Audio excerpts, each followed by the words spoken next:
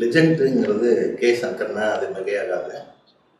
எம்ஜிஆர் நடித்த குடியிருந்த கோயில், கலங்கரை விளக்கம், பணத்தோட்டம், அடிமை பெண், ஒரு சிவாஜி நடித்த ஆலயமணி, ஆண்டவன் கட்டளை, அப்புறம் மிருதங்க சக்கரவர்த்தி, சிவகுமார் நடித்த வருவாங்க ஐயோகன், இது மாதிரி நிறைய படங்கள், பிரபு நடித்த படம், பார்த்தீங்கன்னா விஜயகாந்த் படம், சத்யராஜ் நடித்த படம் சொல்லி கிட்டத்தட்ட ஒரு 100 படங்களுக்கு மேலே டைரக்ட் பண்ணவர் தான் கே சங்கர்.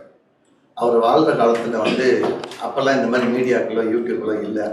அதனால் அவர் சரியாக யாருமே புரிஞ்சுக்கல. ஆனால் அவரோட படைப்புகள் இன்றைக்கும் காலத்தால் அழியாத காவியங்களாக தான் இருக்குது. ஸோ அந்த லெஜெண்ட் படம் நானே ஒரு படம் பிஆர்ஓ பண்ண வேண்டியது. அப்போ 78, 79 ஒரு படம் இளையராஜா வந்த நேரம் அது. அந்த படத்துக்கு பேர் உன்னை விட மாட்டேன்னு டைட்டிலு. அதுக்கு இளையராஜா மியூசிக்கு. அந்த படத்தோட கதை, திரைக்கதை, வசனம், பாடல் கவிஞர் வாலி எழுதுறது. Maruthi Rao camera, direction K Shankar. அந்த படத்தில் எம்ஜிஆர் கிரிக்கெட் பிளேயராக நடிக்கிறதா இருந்தது.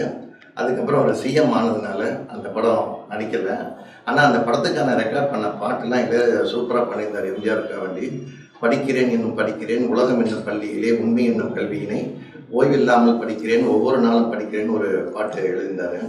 ஸோ அந்த பாட்டு ரெக்கார்டாகி ரொம்ப நாளாக இருக்குது. அந்த படத்தை தயாரிக்கணும்னு நினச்சவர் ஜி.கே. தர்மராஜன் ஒருத்தர், நம்ம பிஆர்ஓ விபி மணியோட அக்கா வீட்டுக்காரவர். ஸோ இது மாதிரி ஒரு பிணைப்பு நம்ம யூனியனில் இருந்துகிட்டே இருந்தது. இன்றைக்கி டைமண்ட் பாபு சார் காலையில் என்னையும் ஜானையும் யுவராஜையும் கூப்பிட்டு சொன்னார், இது மாதிரி பிஆர்ஓ யூனியனில் அந்த லெஜெண்டுக்கு ஒரு மரியாதை செய்யணும்னு சொன்னார். ஸோ அதனால் இண்டஸ்ட்ரியில் எங்களுக்கு இப்படி ஒரு வாய்ப்பு கொடுத்த டைமண்ட் பாபுக்கு, அவரோட மகனுக்கு நாங்கள் நன்றியை தெரிவிச்சுக்கிறோம். இந்த மாதிரி கே சங்கர் மாதிரி டைரக்டருங்க இன்றைக்கி இண்டஸ்ட்ரியில் நிறைய பேர் இருக்கிறாங்க. ஆனால் அவங்க வாழ்ந்த பிறகு அவங்கள நம்ம சொல்கிறோம்னா அது அவங்களோட படைப்புகள் தான். அந்த காலத்தால் அழியாத படைப்புகள் கொடுத்த கே சங்கருக்கு இன்றைக்கி பிறந்த நாள். அவரை வாழ்த்துறோம், பாராட்டுறோம் அப்படின்னு சொல்கிற இடத்துல நாங்கள் இல்லை, அவரை வணங்குறோம். நன்றி. இயக்குனர் கே சங்கர் அவர்களுடைய பிறந்தநாள் என்று, அதாவது சாதாரண பிறந்தநாள் இல்லை, 100வது பிறந்தநாள், நூற்றாண்டினுடைய தொடக்க நாள்.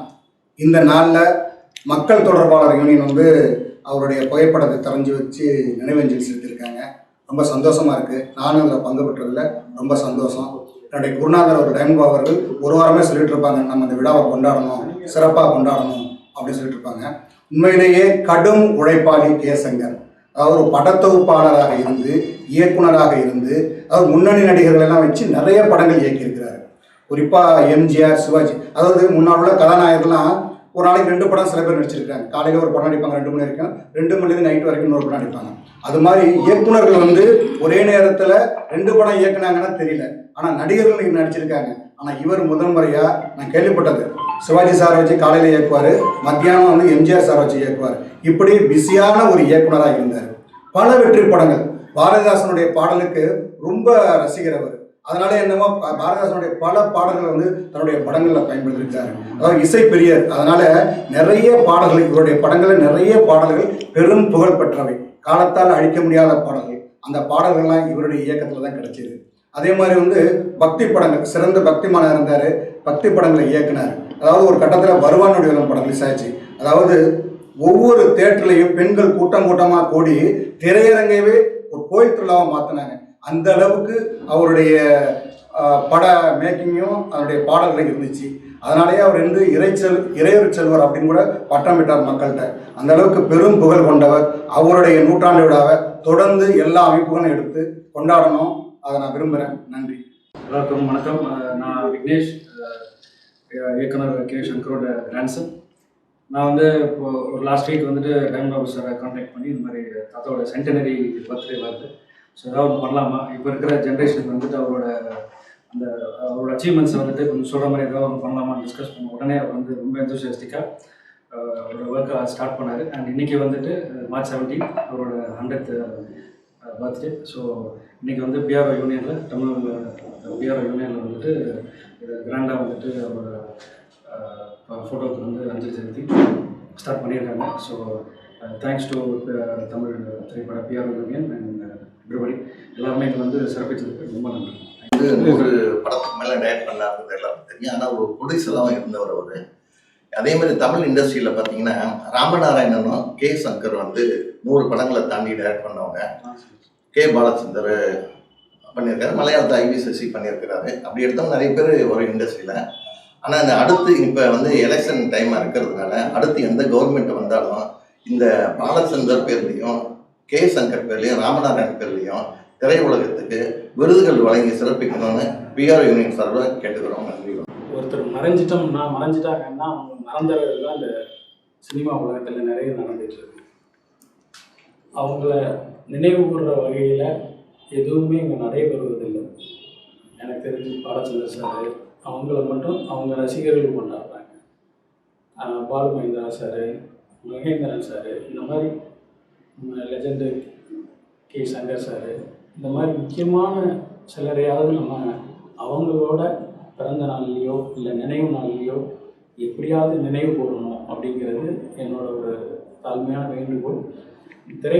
திரையுலகம் வந்து எதை நோக்கி ஓடுதுன்னா, ஒரு ஓடுற குதிரையை நம்பி ஓடுது, அதே சமயம் பணத்தை நோக்கி ஓடுது, புகழ் பெற்றவர்களை நோக்கி ஓடுது.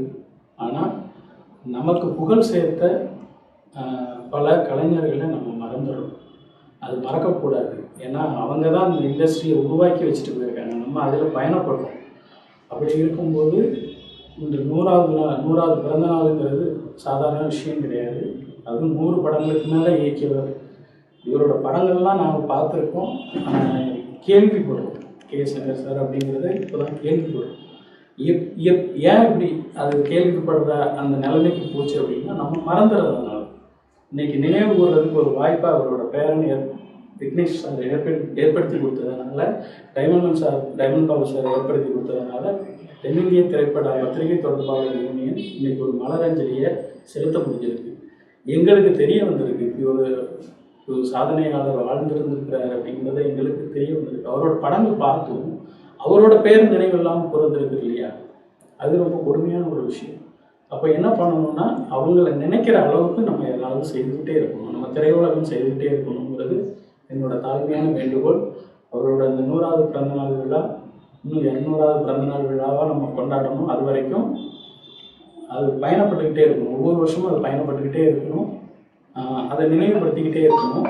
அதுக்கு தேவையான சில விஷயங்களை ஒரு ஃபேமிலி சார்ந்தவங்களோ இல்லை திரைப்பட பத்திரிகை தொடர்பாளர் யூனியனோட இணைந்தோ ஏதோ செய்கிறதுக்கு தொடர்ச்சியாக முயற்சி பண்ணிக்கிட்டே இருக்கணுங்கிறது என்னோட வேண்டுகோள்.